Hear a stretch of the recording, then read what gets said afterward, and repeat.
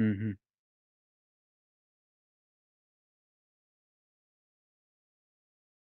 فاكره يعني هذا؟ قاسم؟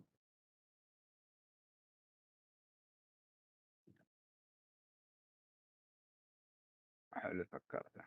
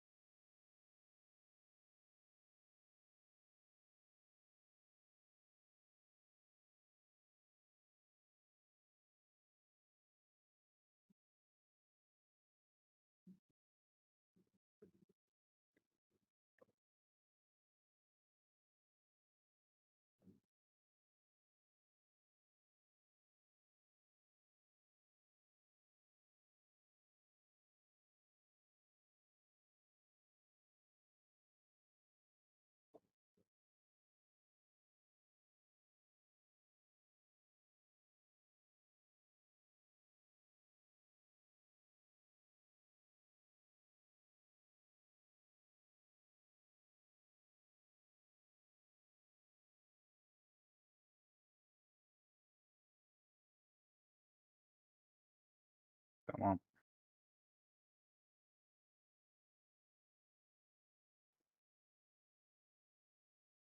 لا أمور طيبة، يعني أمور طيبة إذا هذا،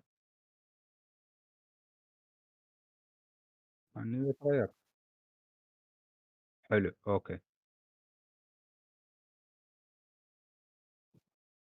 تمام.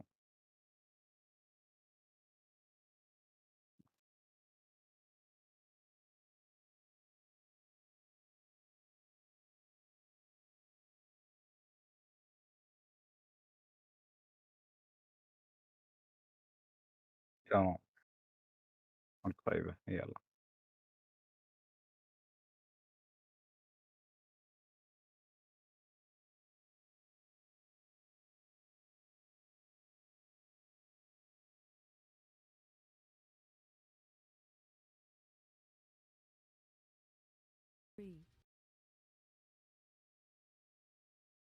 Hello and welcome to Complexity Limits Guide for the Mythic Hive Mind Encounter, written and produced by Crazy Puck in coordination with Complexity Limit, brought to you by GameStop. Just as a note before we begin, this video is entirely focused on the mythic changes and strategy for this fight. We are not going to be discussing the basics from Heroic. If you want to learn more about the basics from Heroic with how the fight works, please visit the video for that on our YouTube channel. We recommend going in with 2 tanks, either 4 or 5 healers, and 13 or 14 DPS. This fight is doable with 4 healers, but 5 will make it safer. If you aren't sure, test with both and see what works better for your guild. Also, we strongly recommend bringing a Blood Death Knight as one of your 2 tanks. Mass Grip is insanely valuable for this encounter. To begin with, you should use Bloodlust on pull. The only new mechanic on Mythic is that after Echoing Void's initial explosion, it'll leave a small purple swirly behind, which will explode after a few seconds. This ability is still pretty straightforward to handle. Spread for the explosion, then move out of the swirly. You'll start with Tetris in control, then swap controls roughly every 1 minute 15 seconds. Note the swap is not exactly at every 1 minute and 15 seconds. Of the fight is concerned, everything is significantly amped up from Heroic. The ads will heal more when they're at low health during Kazir's control. The Darter's cast now packs quite a bit more punch. The Ravager ads pummel tanks and have a lot more health. The Bowling Ball ads now come in 2 waves at a time, staggered by a couple seconds, and the Volatile Eruption ads have had their health buffed dramatically. To handle all of this, you'll want to carefully plan out both your DPS and healing cooldowns. Whenever drone ads spawn during Tegris's control, the raid should collapse on the bosses, use cooldowns, and annihilate the group of ads. Focusing Iris is incredibly useful here for classes who don't contribute massive AoE during cooldowns. When the drones spawn during a Kazir control, you'll have 2 different options. For option 1, you'll essentially ignore the drones due to the self-healing and have the healers instead use cooldowns as needed to keep the raid stable, simply waiting out until Tegris's next control. When the next Tegris control occurs, wait for the new spawn of ads, collapse in melee, and blast the living hell out of everything. However, the healing requirement for option 1 may not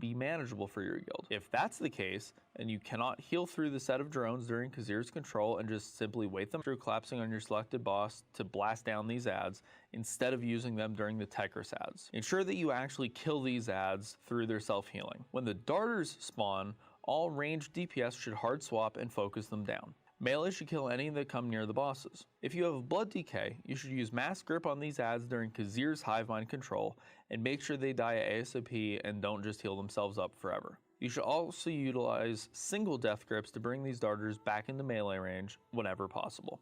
When the Ravager ad spawns, all DPS should hard swap and blow it up as quickly as you possibly can. The tank damage here is significantly more impactful than on Heroic, so you want it alive for as small amount of a time as possible. The Volatile Eruption ads will spawn at 1:25, 3 minutes and 53 seconds, and 7 minutes and 13 seconds into the fight. Their health pool on Mythic is quite a bit higher than it was on Heroic, and we found the fight. Their health pool on Mythic and 53 seconds. Volatile Eruption ads will spawn at 1:25, 3 minutes and 53 seconds, and 7 minutes and 13 seconds into the fight. Their health pool on Mythic is quite a bit higher than it was on Heroic, and we found it much easier to just simply ignore it. Instead, pre-assign a major healing cooldown for when the explosion happens. Your best bet is Evo Aura, but pretty much anything will work. It'll take your guild a few pulls to get used to the flow of this fight, and every guild will find slightly different pain points.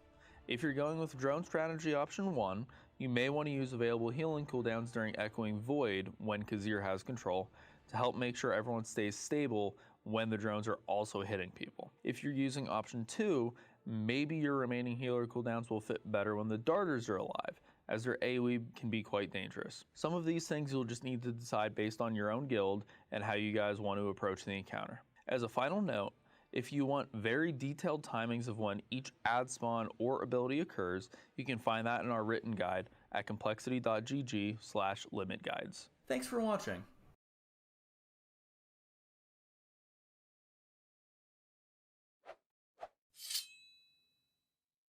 Hello everyone, Hyper here, and welcome to the Big Dumb Strats video for Mythic. Explain the healing and tanking sections of this fight. Also, if you prefer to read your guides rather than watch them on YouTube, you can check out my written version over on Wowhead, the link to which can be found in both the description box and it will be pinned in the comments section.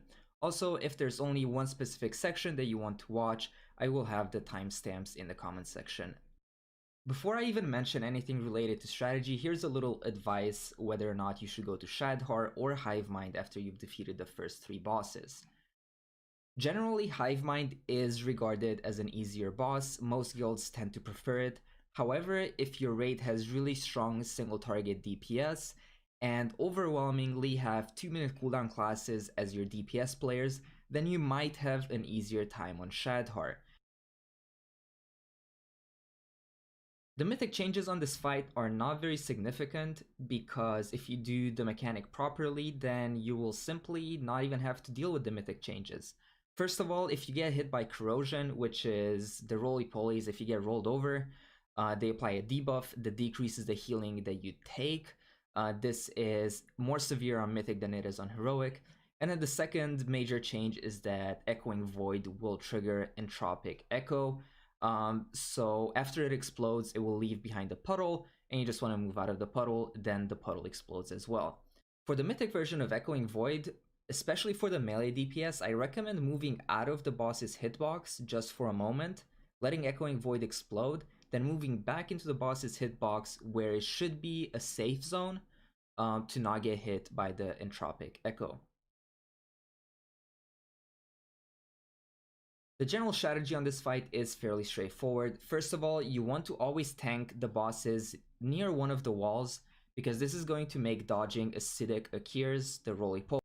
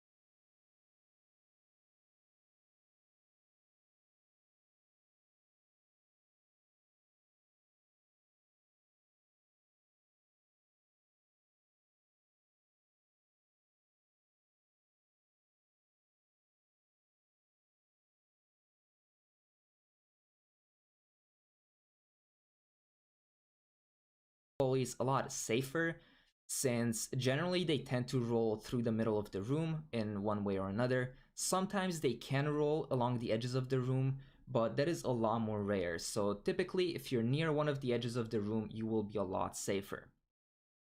Just like on Heroic, this fight alternates between Phase 1 and Phase 2, which is the tech risk control when you stack the bosses, and the Khazir control when you have to separate the bosses. So in Phase 1, while you have them stacked, most of your range should be fairly close to the bosses, because whenever Akir drones spawn, which is the small ads that fixate, you want to have your range DPS and range players close to the bosses so you can cleave those down. During this time, all of the ads that are alive will deal increasing damage the longer they're alive, so generally this is the easier of the two phases. While the bosses are stacked, we recommend that most of your DPS focus Tekris as their main target and cleave off of him.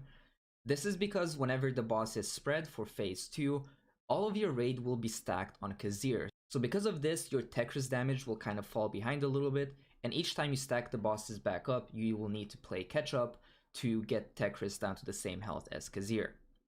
Also during Tekris control, you will have an Akir Ravager spawn.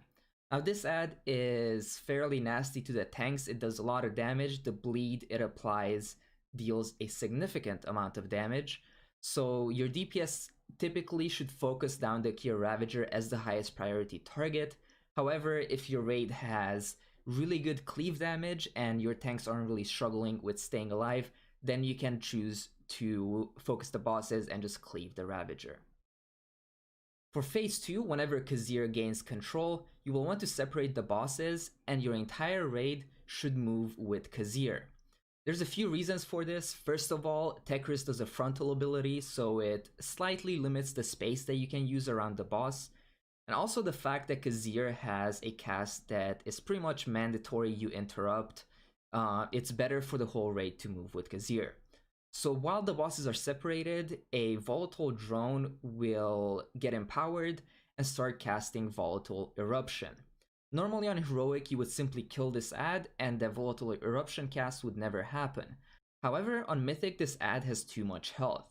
So the best way of dealing with this is to move Khazir to one of the edges of the room, have your entire raid stack there, and just use some healing cooldowns such as Devotion Aura or Barrier, Spear Link, Darkness, Rally from Warriors, anything along those lines, just to help you stay alive during that huge burst of damage.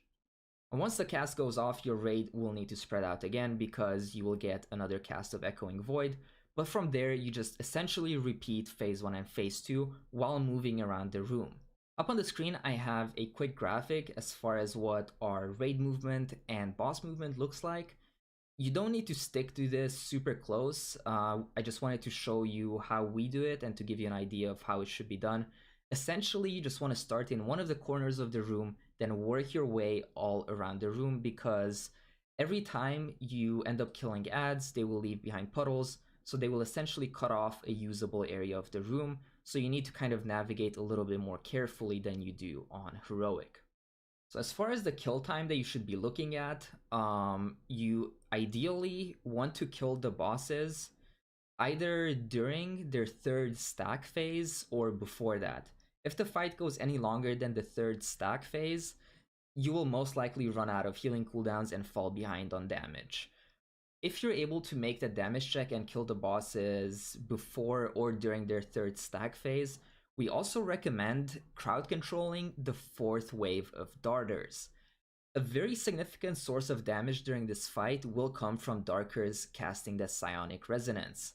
And if you have mages, rogues, demon hunters, anything along those lines who have hard CC abilities that last a minute, even monks can do this, we recommend that as soon as those darters spawn, just go ahead and CC them and make sure that your DPS knows not to touch these. Only kill them if they're on top of the boss. Whenever the bosses are separated, the darters are a lot more difficult to kill because they will be healing once they reach lower health. So just CCing these and not having to deal with them while burning the bosses makes it a lot easier and a lot safer to execute the last minute of the fight.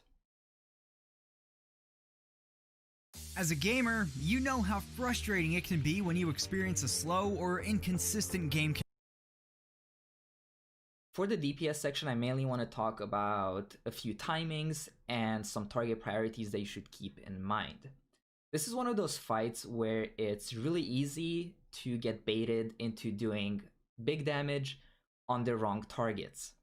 Your general target priority should be the Kier Ravager, which spawns while the bosses are stacked, over the Kier Darters, over the bosses, over the Kier Drones. Now the Ravager will absolutely destroy your tank, so we suggest using this as your main target. You should never have an Akir Ravager up while you also have Akir Darters, so Akir Darters are about just as important as the Ravagers. You should have about 4 sets of Darters spawn throughout the fight. The first set will be shortly before 1 minute.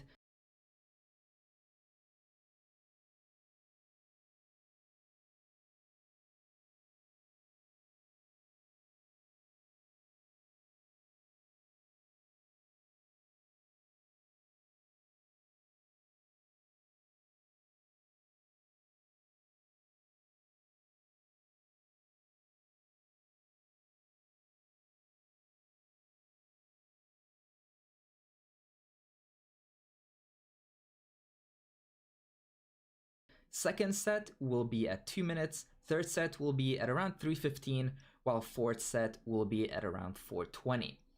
If your raid is crowd controlling the fourth set, then obviously you don't need to allocate cooldowns for this.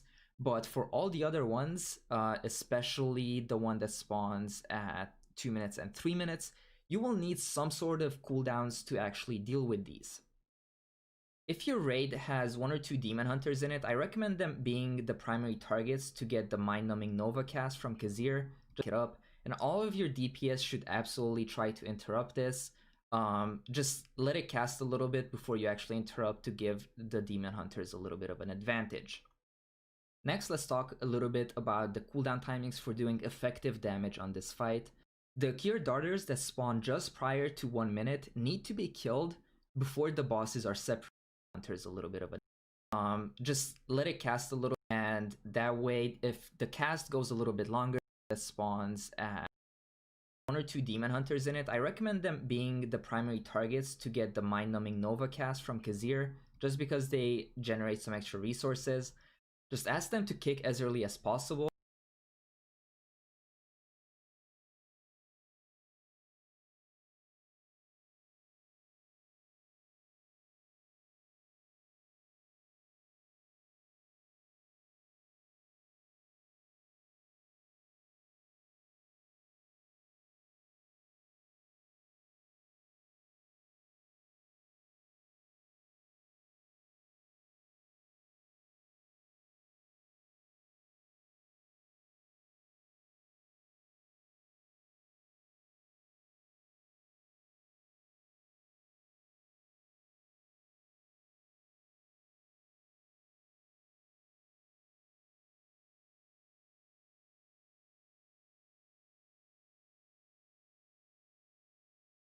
Or the bosses are separated. This is because once the bosses are separated, those darters will start to heal when they're at low health. So as soon as they spawn, you want your Death Knights to grip them onto the boss, and you want all your ranged DPS to swap to them. This damage check is not super huge, but if you're able to kill them before the bosses are separated, you will save yourself a ton of trouble. The Kier drones that spawn at around 1 minute and 30 have absolutely no importance. You can leave these alive even until the next set of darters spawn that is at 2 minutes. Typically, they will still just die to cleave, but I don't recommend using any cooldowns to kill these. So at 2 minutes, like I said, you get another wave of darters. These are super important to kill because the bosses are still separated, so they will be healing when they're at low health. If you have a Death Knight, especially a Blood Death Knight, I recommend gripping 2 of the darters onto the boss, and then mass gripping and dropping some sort of AoE stun on them. This will just allow your 2-minute classes who are popping cooldowns here to easily delete that wave of darters without them healing too much once they get to execute range. At around 2 minutes and 30 seconds, the bosses will be stacked back up, so if you did not use your cooldowns on the darter wave prior to this, then you should definitely use your cooldowns right here because you will be dealing very effective damage. Since the bosses are stacked, you will have a wave of drone spawn and also a Ravager. At the end of the stacking phase, again, you will get a wave of darters, and these need to be single targeted down and prioritized over everything else because once again, you need to kill them before the bosses are separated. So now I'll talk about healing hive mind. For your healing comp, you can run either 4 or 5 healers. If you're struggling with the healing on this fight, you can opt to run 5 and you'll probably have enough DPS anyway. This fight is one of the least strict in terms of having a meta healing comp. You can really run whatever you want, but damage reductions are quite good for specific timings. In terms of healing this fight, nothing much changes from Mythic. When the bosses swap control, which is every minute and 15 seconds, you're going to take massive raid-wide AoE for the next 10 seconds. You should absolutely have big throughput and maybe some damage reduction cooldowns rolling for these timings. And in terms of assigning cooldowns, you should pay most attention to this mechanic. One important thing to note about this is that the boss does this on pull, which means that you're going to have to pump massive HPS the minute you start the fight. Additionally, every 75 seconds, the bosses will spawn Akir Darters, which will chain cast Psionic Resonance, and every time they do that, they deal massive AoE raid damage. One way to prevent the amount of damage you can take from this ability is to crowd control the darters by polymorphing them or doing some other crowd control, etc. Another possible point of pain is the Echoing Void mechanic, which will happen at the times shown on screen. These don't do a ton of damage by themselves, but they often follow other dangerous mechanics and potentially could be fatal. And then finally, the biggest difference on Mythic for healers is the Volatile Eruption, which just has too much health to DPS through, so the dominant strategy is to just let it explode and heal up that damage afterwards. These are very dangerous timings, and it happens twice in the fight, once at 150 and another time at 417.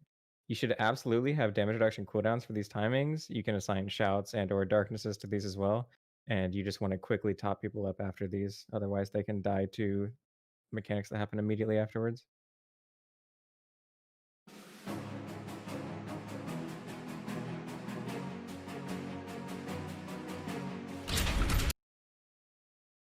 Eruption, massive AoE raid damage. One way to prevent the amount of damage you can take from this ability is to crowd control the darters by polymorphing them or doing some other crowd control, etc.